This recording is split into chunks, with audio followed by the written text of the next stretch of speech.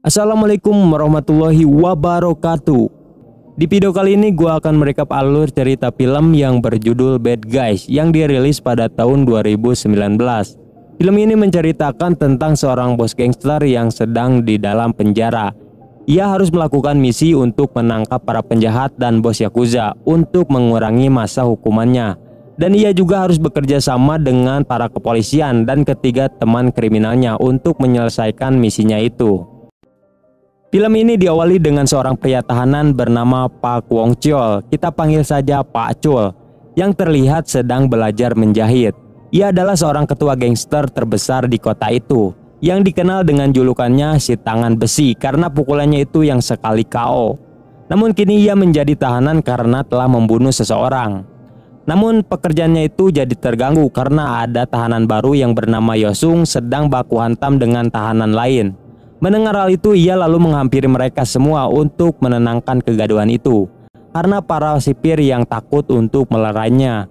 Terlihat semua tahanan yang langsung memberikan jalan kepada Pacul karena dia adalah orang yang terkuat di sana.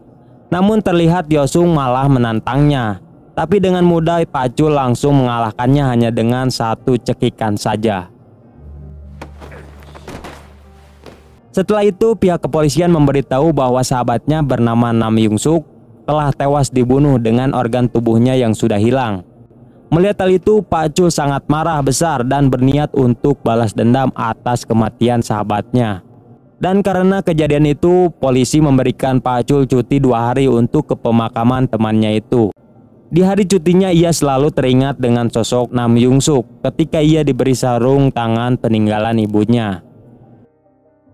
Keesokan harinya ia pergi ke rumah kakaknya Nam Yung Suk bernama Oh Gotak. Ia yang mengetahui maksud kedatangan Pak Chul lalu memberikan sebuah berkas dan menyuruhnya untuk menemui seorang wanita bernama Myung Yu. Oh Gotak ini adalah seorang detektif legenda yang sudah banyak menyelesaikan kasus-kasus besar. Dan alasan ia tidak mau membantu Pak Chul mencari pelaku pembunuh Nam Yung Suk karena ia sudah divonis kanker hati dan akan segera mati karena penyakitnya itu. Di tempat lain, Myung Yu yang sedang dalam perjalanan dan mengawal bus tahanan, tiba-tiba Pak Chul menelponnya dan mengajaknya untuk bertemu di kantornya. Ia lalu merubah rute perjalanannya dan menuju ke sebuah pom karena bus yang mengangkut tahanannya sedang kehabisan bensin. Kemudian kita juga diperkenalkan dengan seorang wanita cantik bernama Jessica yang sedang menghilangkan barang buktinya di toilet. Ia adalah pemilik situs website judi ilegal yang baru saja ditangkap oleh kepolisian.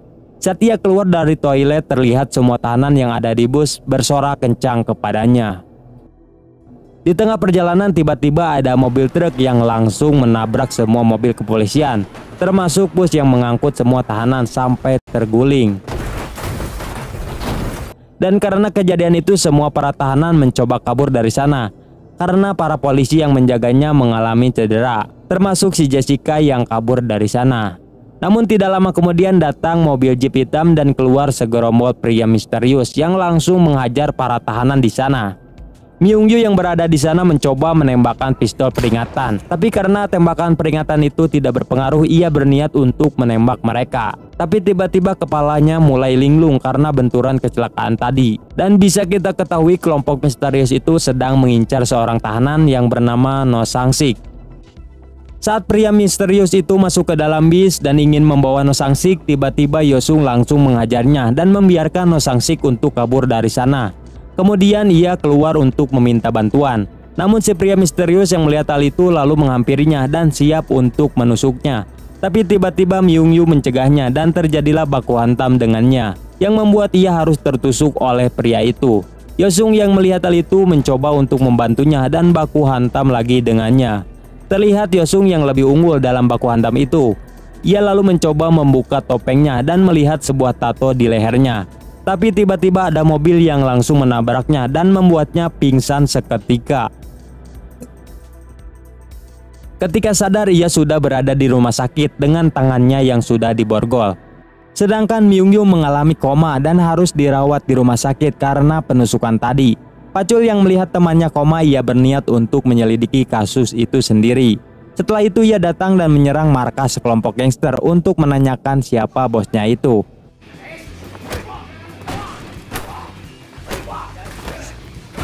Lalu mereka menjawab bosnya yang bernama No Sang-sik. Tapi keberadaan bosnya itu tidak ada di sana karena No Sang-sik yang sedang dipenjara dan kabur saat kejadian penabrakan tadi.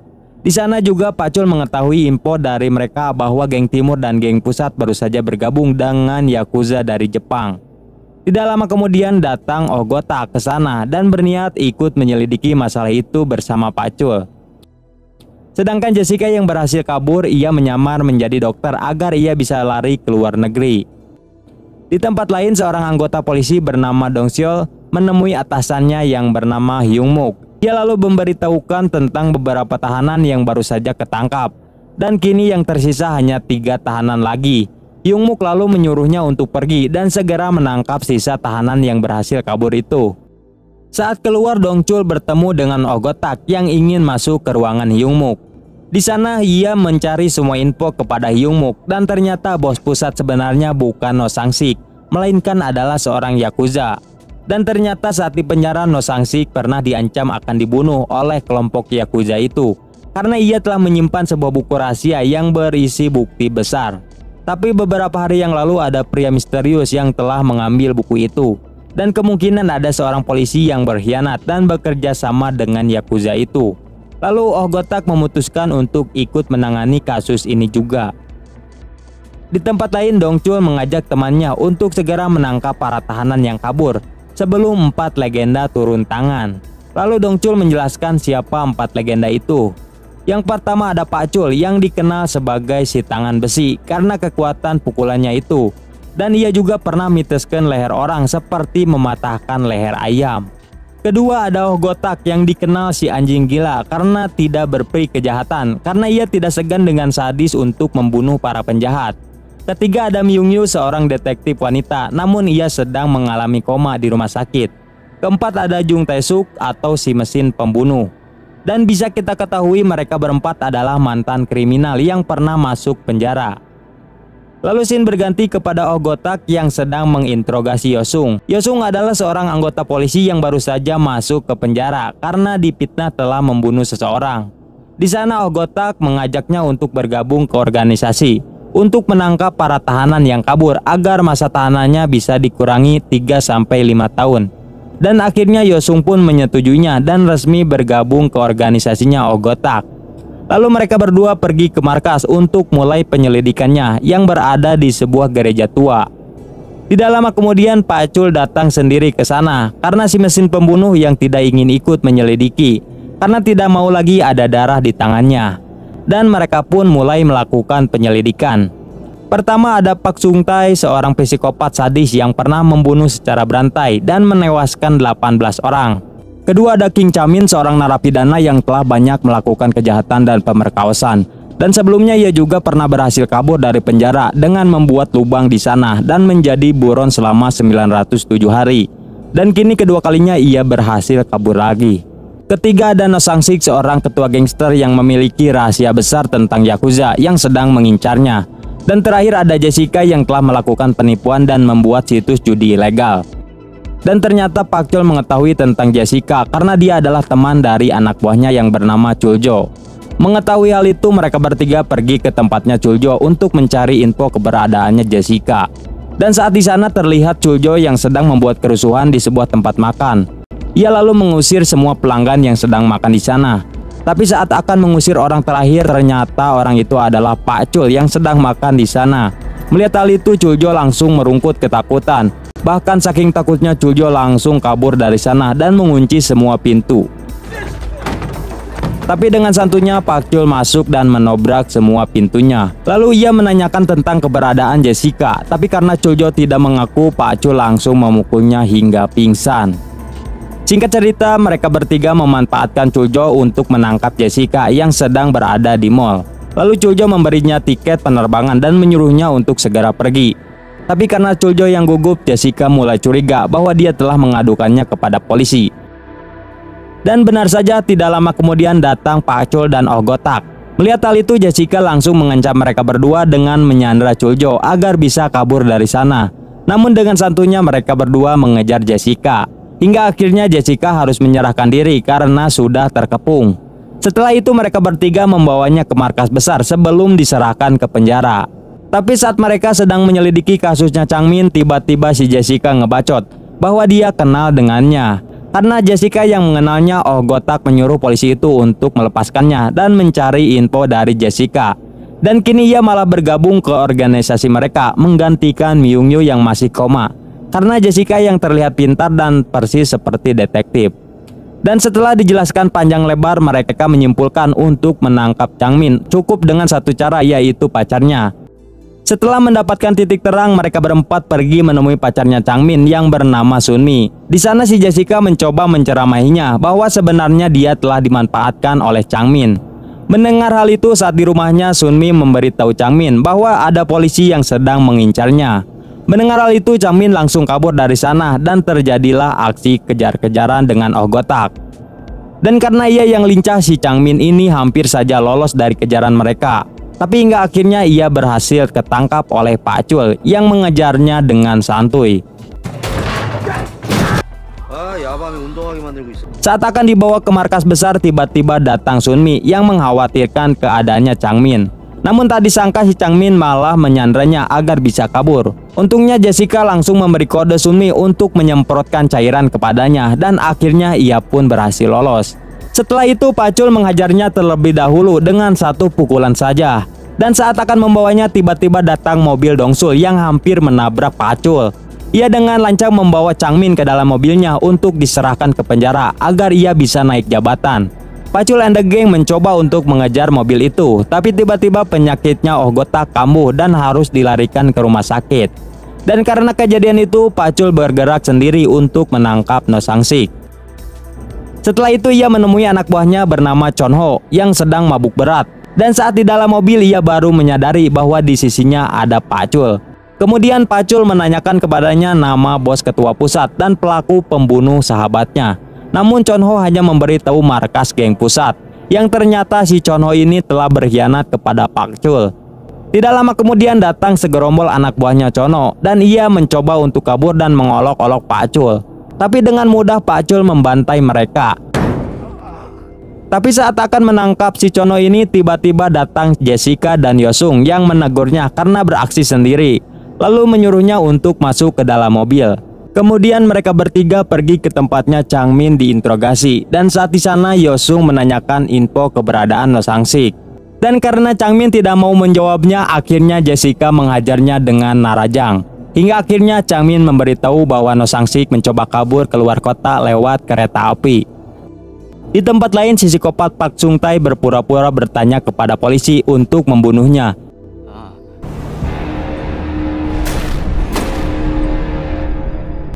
Setelah berhasil membunuhnya, ternyata di sana juga ada No Sang-sik yang sedang bersamanya. Dan kejadian itu membuat heboh seluruh kota karena Pak Chung-tae si psikopat yang mulai berkeliaran lagi di kota. Mengetahui hal itu, Pak Chul and the gang pergi ke rumah kakaknya Jessica untuk membantunya menangkap Pak Chung-tae karena dia yang pernah berhubungan dengannya. Tapi ia menolaknya karena takut dibunuh oleh si psikopat itu.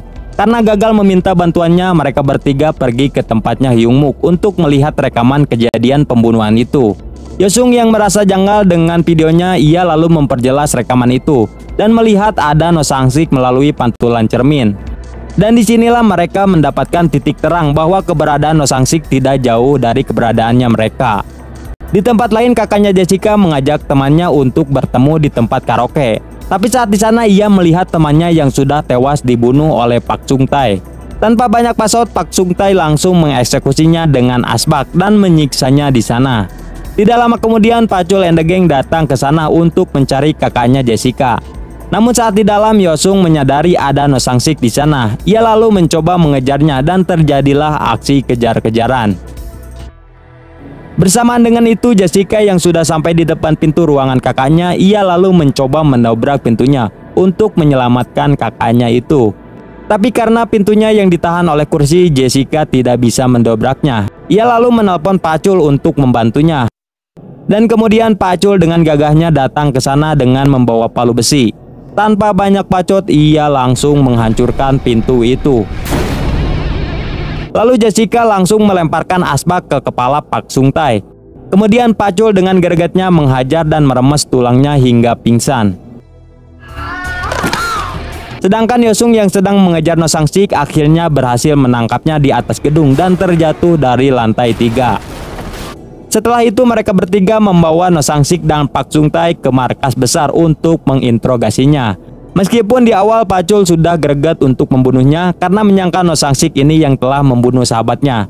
Tapi akhirnya mereka mendapatkan info bahwa bos geng pusat bernama Yoshihara. Dan ia adalah bos Yakuza yang sedang mengincar No Sang-sik selama ini karena telah memegang buku catatan berisi rahasia besar. Bahkan Yoshihara juga sudah menggabungkan semua geng yang ada di Korea, termasuk gengnya No Sang-sik.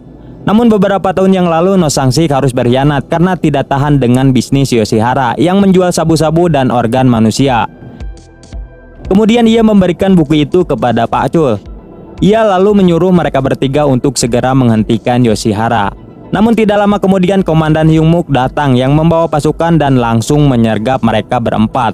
Dan tak disangka ternyata selama ini ia yang sudah berkhianat. Ia juga mengambil buku itu dan membawa No Sang-sik pergi dari sana. Dan di sini juga kita bisa mengetahui pria misterius yang pernah menyerang polisi adalah anak buah Yoshihara. Kemudian mereka bertiga diikat dan markasnya dibakar untuk menghapus jejak. Tapi untungnya Pacul and the Gang bisa keluar dari sana dengan kekuatannya memutuskan tambang. Bersamaan dengan itu tiba-tiba datang Ogotak yang langsung menabrak para polisi yang berjaga di luar gereja itu. Dan ternyata Ogotak sudah mengetahui Hyung-mook yang berkhianat. Karena saat di rumah sakit ada anak buahnya yang memasukkan cairan racun ke dalam infusannya. Namun untungnya ia mengetahuinya dan membunuh anak buah Hyung-mook itu. Singkat cerita, pihak kepolisian dan pemadam kebakaran pun datang ke sana. Di sana juga sudah ada Dongchul yang bersama Ogotak karena sebelumnya Pacul dan Dongchul ini yang sudah bekerja sama karena curiga kepada Hyung-mook. Kemudian Dongchul menyuruhnya pergi ke pabrik boneka karena itu adalah markasnya geng pusat. Dan tanpa banyak bacot mereka berempat pun langsung pergi menuju ke sana. Tetapi tidak dengan Dongchul karena akan pergi menyusul dengan membawa pasukan. Bersamaan dengan itu di tempat lain No Sang-sik yang dibawa ke markas geng pusat langsung dieksekusi oleh Yoshihara karena telah berkhianat kepadanya. Scene berganti lagi kepada Pacul and the Gang yang sedang dalam perjalanan. Di dalam mobil Pacul menelpon sahabatnya yaitu Kaki Goblin untuk membantunya membantai geng pusat. Kemudian si Kaki Goblin ini menyamar sebagai kurir agar bisa masuk ke dalam markasnya mereka. Dan ia pun langsung membantai mereka sendiri dan membukakan pintu gerbang untuk Pacul. Di tempat lain Hyung-mook yang sedang bersama Yoshihara ternyata malah dihianati dengan cekok narkoba karena Yoshihara yang merasa bahwa ia juga akan berkhianat kepadanya. Berpindah lagi kepada Pacul and the Gang yang sedang bersiap-siap di depan gerbang. Lalu mereka berlima langsung masuk ke dalam pabrik itu. Mereka pun baku hantam 5 versus ARW.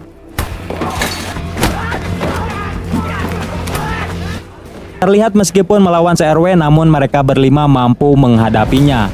Saat di depan lift Pacul menyuruh Ogotak dan Yosung untuk pergi terlebih dahulu ke ruangannya Yoshihara.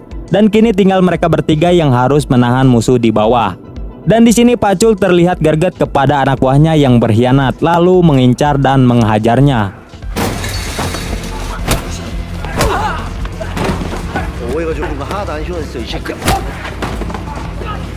Setelah itu ia pergi ke atas gedung melalui tangga di sana.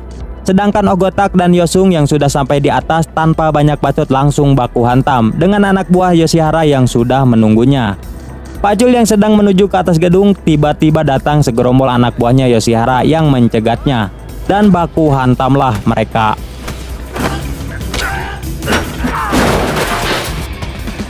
Sedangkan si Kaki Goblin dan Jessica yang berada di bawah mulai kewalahan melawan mereka dan membuat Jessica tertusuk dan tersungkur. Sedangkan Yoshihara yang melihat baku hantam itu memutuskan untuk balik ke Jepang dan pergi ke atap gedung karena helikopter pribadinya yang akan segera sampai. Sedangkan tangan kanannya Yoshihara menyuruh bosnya untuk pergi duluan karena dia yang akan menghadapi Ogotak dan Yosung. Dan baku hantam itu membuat Yosung kewalahan melawannya dan mendapatkan banyak pukulan darinya. Tidak lama kemudian Pacul datang dan menawarkan bantuan kepadanya. Tapi Yosung menolak dan menyuruhnya untuk pergi saja ke atap gedung. Dan saat di atap gedung Pacul langsung menobrak pintu dan ia pun harus melawan anak buah Yoshihara yang tersisa. Dan terlihat meskipun mendapat banyak tusukan, Pacul masih bisa berdiri dan membantai mereka. Dan kini tinggal Yoshihara yang tersisa. Sedangkan Yosung yang sudah bonyok akhirnya berhasil mengalahkan anak buahnya Yoshihara dengan menjatuhkannya dari lantai 2 ke bawah. Dan dia pun seketika tewas di sana. Dan Pacul yang masih di atas harus baku hantam dengan Yoshihara. Karena Yoshihara memakai knuckle tajam membuat Pacul kewalahan dengan pukulannya. Tapi karena daya tahan tubuhnya yang kuat membuat ia bisa membalikkan keadaan dan mematahkan semua tangan Yoshihara. Dan akhirnya dengan 2 pukulan Yoshihara langsung tumbang. Sedangkan Ogotak yang baru sadar dari pingsannya lalu masuk ke ruangan Yoshihara. Dan dia bertemu dengan Hyungmook yang sedang sekarat. Namun si Hyungmook yang banyak bacot kepada Ogotak, ia langsung memukulnya. Sedangkan Goblin yang berada di bawah akhirnya berhasil juga membantai mereka semua, hanya seorang diri. Ia lalu membangunkan Jessica yang berpura-pura pingsan. Tidak lama kemudian kepolisian datang yang dipimpin oleh Dongchul. Dan saat membuka pintu pabrik itu terlihat Pacul and the Gang yang berjalan santuy di sana. Ending yang mantap sekali. 4 orang kriminal yang membantai kelompok kejahatan.